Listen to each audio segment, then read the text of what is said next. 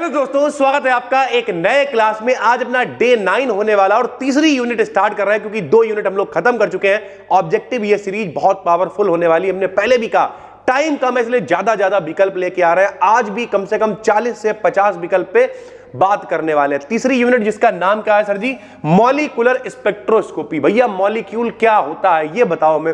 जब एटम मिलेगा तो मॉलिक्यूल बनेगा। जैसे अगर हम आपसे कहें कि भैया ये हाइड्रोजन लिखा है तो ये हाइड्रोजन का एटम है, परमाणु है। ये हाइड्रोजन का एटम है, परमाणु है, दोनों मिलेंगे तो बनेगा भैया H2 का मॉलिक्यूल, यानी अणु बनेगा भाई।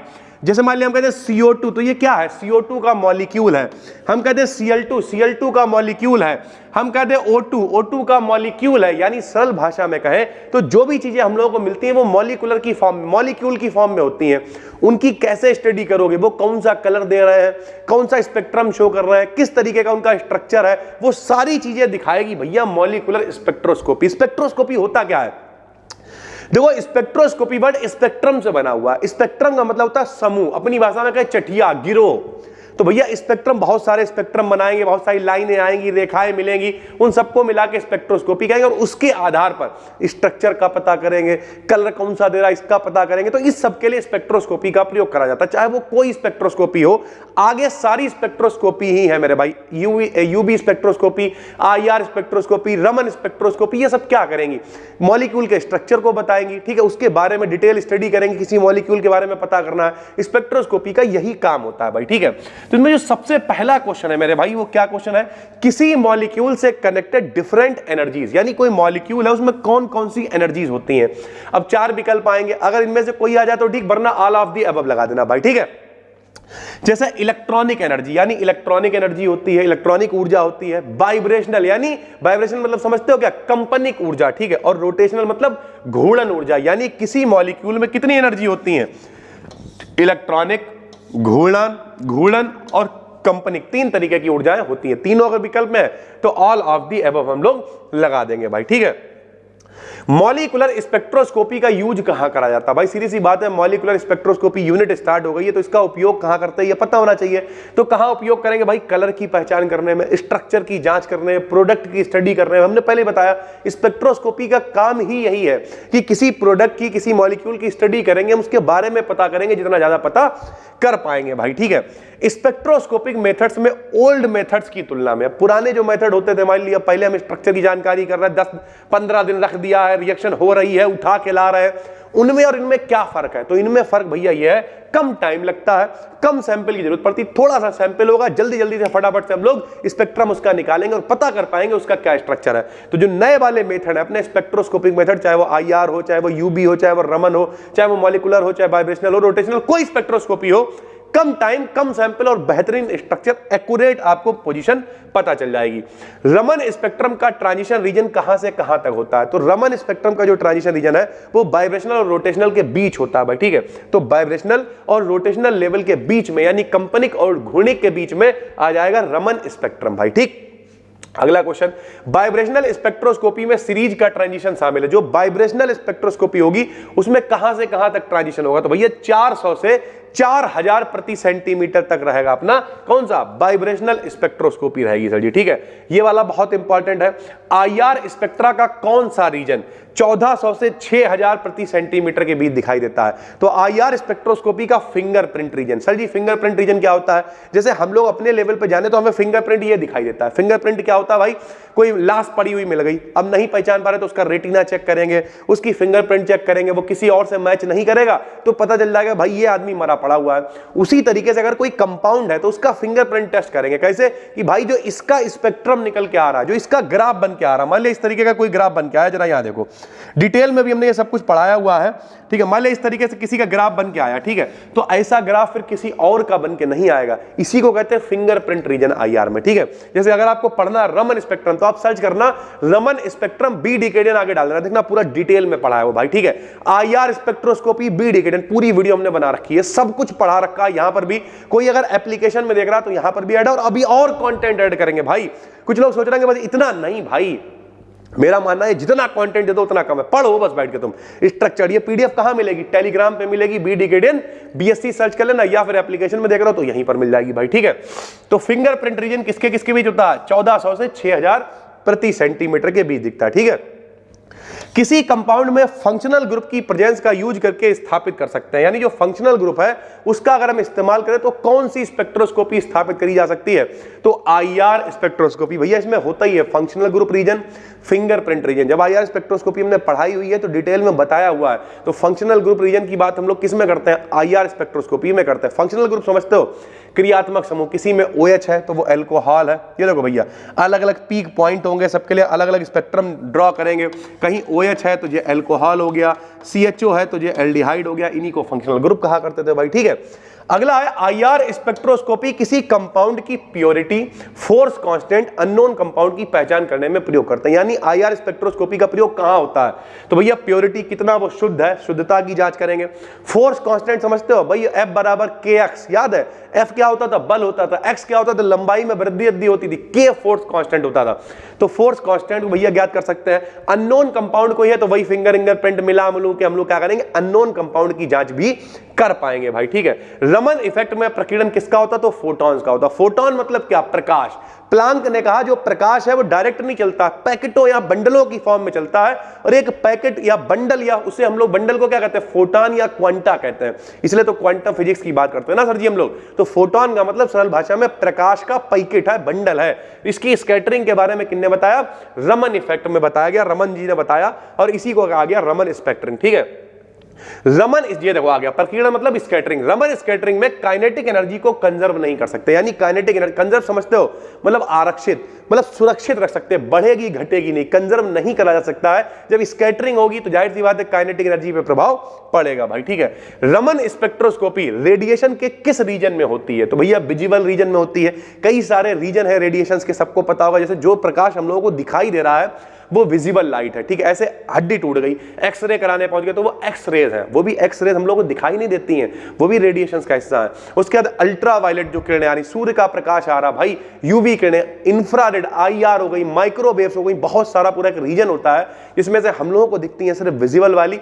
और जो रमन स्पेक्ट्रम होता है वो भी कहां होता है? विजिबल रीजन में ही होता है। रमन जो शिफ्ट होती है यानी कितना उसमें चेंज हो सकता है, तो 100 से 4000 प्रति सेंटीमीटर इतना शिफ्ट जो है वो रमन शिफ्ट होता है भाई, ठीक है। रमन लाइंस कैसी होती हैं? तो बहुत वीक लाइंस होती हैं। रमन स्पेक्ट्रोस्कोपी के लिए सबसे अधिक यूज होने वाला कौन सा लेजर है? तो हीलियम नियॉन लेजर है। फिजिक्स में हमने आपको पढ़ाया था, जिन्होंने नहीं पढ़ा है वो अब सुन ले। लेजर क्या होता है? Light amplification stimulated by emission of radiation. Radiations कैसे रेडिएशंस निकलती हैं, कैसे सारी चीजें होती हैं। हीलियम नियॉन लेजर है, रूबी लेजर है, ठीक है। इन सब का प्रयोग करा जाता है। तो जो हीलियम नियॉन लेजर इसका यूज करते हैं हम लोग किसके लिए? रमन स्पेक्ट्रोस्कोपी के लिए भाई, ठीक है। उसके बाद रमन स्पेक्ट्रम में एक स्पेशल वाइब्रेशनल मोड बनाने के लिए मॉलिक्यूल का क्या कराना पड़ता है? तो पोलराइजेशन। पोलराइजेशन आप समझते होंगे, ध्रुवण। ध्रुवण का मतलब तोड़ दिया, मतलब ध्रुवीकरण कर दिया, अलग अलग कर देना भाई। तो अगर कोई स्पेशल मोड आपको चाहिए रमन स्पेक्ट्रोस्कोपी में तो क्या करना पड़ेगा? तो हम लोगों को पोलराइजेशन करना पड़ेगा भाई, ठीक है। अगला क्वेश्चन क्या है? अगला है फोटोन की एनर्जी कितनी होती है? तो भाई ये बात तो प्लांक ने ही बता दी कि भैया जो प्रकाश है वो छोटे छोटे बंडलों के रूप में चलता है, पैकेटों के रूप में चलता है। और एक बंडल की एनर्जी होती है भैया कितनी? hc/λ या फिर h न्यू होती है। अगर हम n फोटोन की बात करें तो nhc/λ या फिर nh न्यू हो जाएगी मेरे भाई, ठीक है। तो E बराबर nhc/λ या फिर E बराबर nh न्यू होती है। तो ऑब्जेक्टिव अगर विकल्प में nhc/λ दे रखा तो ये लगा देना, और ये दे रखा हो भैया nh न्यू तो ये लगा देना भाई, ठीक है। उसके बाद फ्रीक्वेंसी की यूनिट क्या? फ्रीक्वेंसी मतलब क्या भाई? फ्रीक्वेंसी मतलब आवृत्ति होता है। फ्रीक्वेंसी मतलब क्या होता है? आवृत्ति होता है। सर जी आवृत्ति क्या होती है? एक सेकंड में जो कोई काम, मम्मी गुस्सा हो गई उन्हें चप्पल से मारना शुरू कर दिया, एक सेकंड में जितनी चप्पलें पड़ेंगी वो चप्पलों की फ्रीक्वेंसी यानी आवृत्ति होगी। तो प्रति सेकंड, तो फ्रीक्वेंसी का मात्रक क्या होता है? प्रति सेकंड होता है, यानी प्रति सेकंड जितनी चप्पलें पड़ रही हैं वो चप्पलों की आवृत्ति है। या फिर हर्ट्ज भी कहते हैं। हर्ट्ज वैज्ञानिक है, इनके जो दोस्त थे उन्होंने इन्हें भैया गिफ्ट देने के लिए इनके नाम पर मात्रक रख दिया भाई, ठीक है। सब लोगों ने मिलकर फ्रीक्वेंसी के बारे में बताया। उसके बाद यूवी मतलब अल्ट्रा वायलेट जो लाइट वेवलेंथ है कितने पर प्राप्त होती है। तो भैया 3800 एंगस्ट्रॉम से कम पे जो है हमें अल्ट्रावायलेट लाइट मिल जाएगी, क्योंकि फिर 3800 मतलब भाई 4000 से 8000 के करीब तो विजिबल लाइट होती है, जो हमें लाइट दिखाई देती है वो लगभग 3800 से शुरू हो जाती है, लगभग 4000 से 8000, बल्कि मोटा मोटा कहें तो 4000 से 7500 के बीच लगभग विजिबल लाइट होती है, और उससे कम पे 3800 से कम पे मिलेगी यूवी यानी अल्ट्रावायलेट लाइट हम लोगों को मिल जाएगी। ठीक है, उसके बाद भाई यूवी लाइट का विस्तार कहां से कहां तक होता है, तो वही वाली बात, अगर नैनोमीटर में नापेंगे सर जी तो नैनोमीटर में कहां से कहां तक मिल जाएगी, 10 से 400 नैनोमीटर तक मिल जाएगी हमें यूवी लाइट। ठीक है, लैम्डा से किसे प्रदर्शित करते हैं, तो वेवलेंथ को। वेवलेंथ क्या होता है, प्रकाश है, रेडिएशन है, 1 सेकंड में जितनी दूरी ट्रेवल करेंगी उस दूरी को हम लोग वेवलेंथ यानी तरंगदैर्घ्य कहते हैं, लैम्डा से लिखते हैं। कोई कहते हैं इसका मात्रक बताओ, तो इसका मात्रक वही मीटर हो जाएगा भाई, ठीक, क्योंकि दूरी का मात्रक मीटर, प्रकाश 1 सेकंड में जितनी दूरी चलेगा उसी को तो वेवलेंथ कहेंगे हम लोग। सही फार्मूला क्या होता है भैया, तो सही फार्मूला होता है velocity equals to wavelength into frequency. इसे ऐसे याद कर लो, b बराबर n लैम्डा, b बराबर n लैम्डा, b से वेलोसिटी, n से फ्रीक्वेंसी, लैम्डा से वेवलेंथ। भैया तो ये 9th क्लास में पढ़ाया जाता है, ईमानदारी से बताना 9th क्लास में कितने लोगों ने ये फार्मूला पढ़ा था, b बराबर n लैम्डा, कमेंट करके हमें बताना भैया। ठीक है, जो लोग हमसे ही पढ़े हुए हैं 9th में, मतलब हमें भी पढ़ाते हो 13 साल हो गए, तो जो हमसे ही पढ़े हुए उन्होंने तो ये पढ़ा होगा, लेकिन और किन्होंने पढ़ा हुआ कमेंट में बताना भाई। ठीक है, ऑप्टिकल डेंसिटी को और किस नाम से जानते हैं, तो ऑप्टिकल डेंसिटी को हम लोग एब्जॉर्प्शन भी कहते हैं, अवशोषण कह दो हिंदी में भाई। ठीक है, पाथ लेंथ जो होती है, पाथ लेंथ समझते हो कि रास्ते की लंबाई कितनी है, तो उसे काहे से डिनोट करते हैं भैया, डी से डिनोट करते हैं। हम लोगों ने ब्रैग्स इक्वेशन पढ़ी थी, 2d sin थीटा बराबर n लैम्डा, बीच में डी क्या होती थी, दूरी होती थी। तो ऐसे ही पाथ लेंथ को हम लोग काहे से लिखेंगे, डी से लिखेंगे भाई। ठीक है, उसके बाद रोटेशनल स्पेक्ट्रोस्कोपी को किस नाम से जानते हैं, तो रोटेशनल कह लो या फिर माइक्रोवेव स्पेक्ट्रोस्कोपी कह लो। माइक्रो मतलब सूक्ष्म तरंग स्पेक्ट्रोस्कोपी, एक ही बात होती है भाई। ठीक है, उसके बाद रमन स्पेक्ट्रा में क्या होता है, तो रमन स्पेक्ट्रा में रेडिएशंस की स्कैटरिंग होती है, अभी हम लोग ऊपर पढ़ चुके हैं, और स्कैटरिंग होती है तो इसकी काइनेटिक एनर्जी चेंज होती है, उसे कंजर्व नहीं कर सकते हैं। सारे क्वेश्चंस कनेक्टेड आपस में, रमन स्पेक्ट्रम भी पढ़ाया हुआ है, पढ़ना है अगर आपको तो आपको सिर्फ एक काम करना है, सर्च करो रमन स्पेक्ट्रम या रमन स्पेक्ट्रोस्कोपी बी डिकेडियन, मिल जाएगी, पूरी वीडियो देख डालो भाई, कोई दिक्कत नहीं। ठीक है, और अगर कोर्स में देख रहा हो तो यहाँ पे अपलोडेड है, और बना देंगे अगर आप लोग कहोगे। चलिए इंस्टाग्राम पे हमें फॉलो कर लेना, आज ही अपने 20,000 फॉलोअर्स हुए हैं, काफी खुशी वाली बात है, लोग आप लोग फॉलो करते हो, कोशिश करते हैं बेहतरीन कंटेंट देने की, मेहनत तो लगती है, लेकिन आप लोग इतना प्यार देते हो तो बड़ा मजा आता है भाई। ठीक है, तो आप लोग फॉलो करो इंस्टाग्राम पे बी डिकेडियन को, और वहां पर पिन करो, हम ज्यादातर रिप्लाई कर देते हैं भाई। ठीक है, इलेक्ट्रोमैग्नेटिक रेडिएशंस के लक्षण है, तो इलेक्ट्रोमैग्नेटिक जो रेडिएशंस होती हैं हिंदी में कहें विद्युत चुंबकीय तरंगे, ऐसी तरंगे जिन्हें चलने के लिए माध्यम नहीं चाहिए होता, कोई मीडियम नहीं चाहिए भैया, चल नहीं अंदर, तो सूर्य का प्रकाश है इलेक्ट्रोमैग्नेटिक रेडिएशन के फॉर्म में चल रहा, क्यों, क्योंकि प्रकाश भैया वायु में भी चलता है, निर्वात में भी चलता है। निर्वात समझते हो, वैक्यूम, जहां पे कुछ नहीं है, हवा भी नहीं है, वहां पे वैक्यूम है, वहां भी चल रहा है वो। तो भैया इलेक्ट्रोमैग्नेटिक रेडिएशन के क्या लक्षण है, एम्पलीट्यूड, उनमें एक निश्चित आयाम होता है, फ्रीक्वेंसी होती है उनकी, मतलब एक आवृत्ति होती है, तरंगदैर्घ्य यानी वेवलेंथ होती है, वेव नंबर यानी तरंग संख्या होती है, वेवलेंथ की उल्टी वेव नंबर हो जाएगी भाई, अभी दिखाएंगे आपको। उसके बाद अगला है मैक्सिमम एनर्जी के संगत वेवलेंथ टेम्परेचर के डायरेक्टली प्रोपोर्शनल होता है। ये कह रहा है कि जो भैया वेवलेंथ है यानी जो लैम्डा है वो तरंग मतलब टेम्परेचर के समानुपाती होता है। ये बात किसने कही, तो ये बात कही मैक्सिमम एनर्जी के संगत वेवलेंथ यानी लैम्डा तरंगदैर्घ्य के डायरेक्टली प्रोपोर्शनल होता है, वेवलेंथ टेम्परेचर के डायरेक्टली। ये बात किसने कही, बीन ने कही भैया, बीन डिस्प्लेसमेंट लैम्डा इनटू टी बराबर बी। ठीक है, सबने सुन रखा है, तो ये बात किसने कही थी, ये बात कही थी बीन ने, बीन का डिस्प्लेसमेंट लॉ है ये। ठीक है, जरा कमेंट करके बताना यार, थोड़ा सा मैं इस समय दिमाग से निकल रहा है, लैम्डा अपॉन टी बराबर बी होता है सर जी। ठीक है, चेक कर लेना जो भी है। तो ये किसने बात कही थी, ये बात कही थी बीन डिस्प्लेसमेंट लॉ। आप लोग कमेंट करके बताना क्या इनका फार्मूला है। ठीक है भाई, थोड़ा सा दिमाग से इस समय निकल रहा है। उसके बाद सिंपल हार्मोनिक ऑसिलेटर की पोटेंशियल एनर्जी को कैसे लिखते हैं, तो पोटेंशियल एनर्जी यू बराबर हाफ के एक्स स्क्वायर होता है। ये फार्मूला सभी को पता है भाई, ठीक है, पुराना फार्मूला है। डाई एटॉमिक मॉलिक्यूल्स का रिड्यूस्ड मास, ये भी हम लोगों ने फर्स्ट सेमेस्टर में पढ़ा हुआ है, रिड्यूस्ड मास फिजिक्स में पढ़ा था, m1 m2 बटे म्यू से इसे लिखा करते हैं। तो थोड़ा सा अगर आप अपनी याददाश्त को याद करोगे तो क्या होता था बताओ, म्यू बराबर होता था m1 m2 बटे में m1 प्लस m2 होता है। ठीक है, उसके बाद फ्रीक्वेंसी और वेवलेंथ में क्या रिलेशन है अभी आपको बता चुके हैं, बताओ b बराबर क्या होता है n लैम्डा। अगर v वेलोसिटी को प्रकाश की लिखें तो c हो जाएगी, n को प्रकाश की आवृत्ति लिखें तो न्यू लिख देंगे और लैम्डा लिख देंगे, तो न्यू बराबर c अपॉन लैम्डा।